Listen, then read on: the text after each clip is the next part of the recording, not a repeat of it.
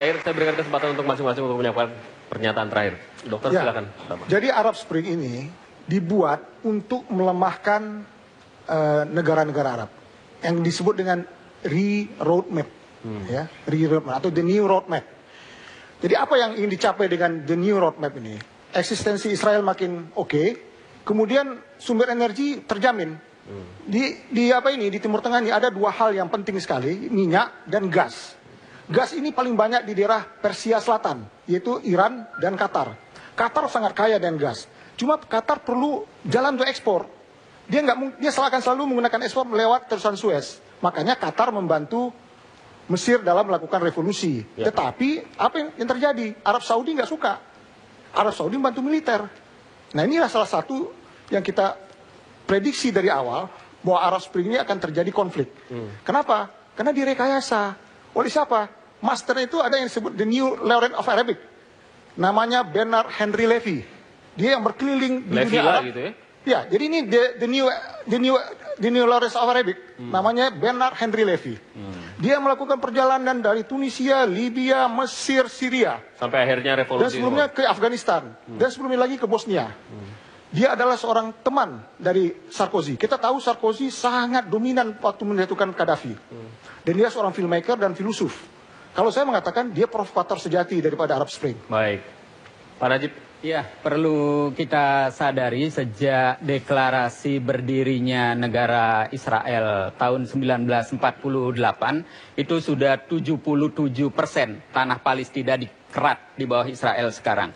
Dan 2/3 penduduk Palestina itu lari ke luar negeri.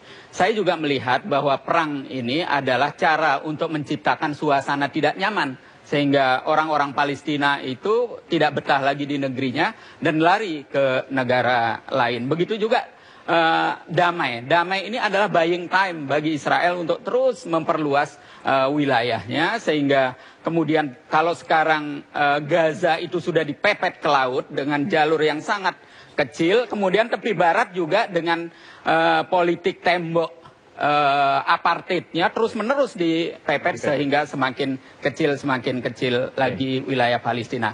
Karena itu saya ingin mengatakan bahwa kita berpacu dengan waktu dan Israel bermain dengan strategi buying time ini. Karena itu tentu bagaimana mengartikulasikan concern kita, pembelaan kita ke Palestina agar jangan sampai kadaluarsa dan lewat dari deadline yang semestinya. Terima kasih. Baik. Pak Michael TNI. Baik, dukungan bangsa Indonesia terhadap Palestina sifatnya jelas, mutlak, dan konsisten. Pemerintah, parlemen, masyarakat madani, kita semua satu suara untuk mendukung perjuangan bangsa Palestina.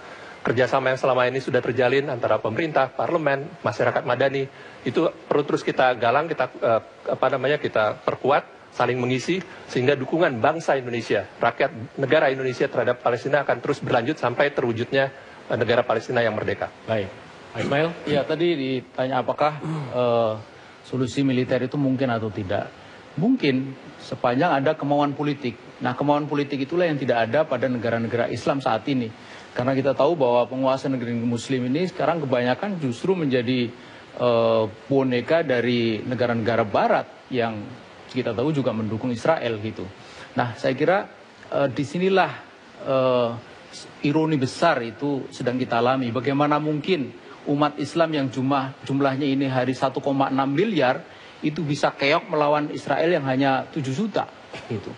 Jadi dari sini kita bisa melihat betapa sangat relevan seruan persatuan umat gitu.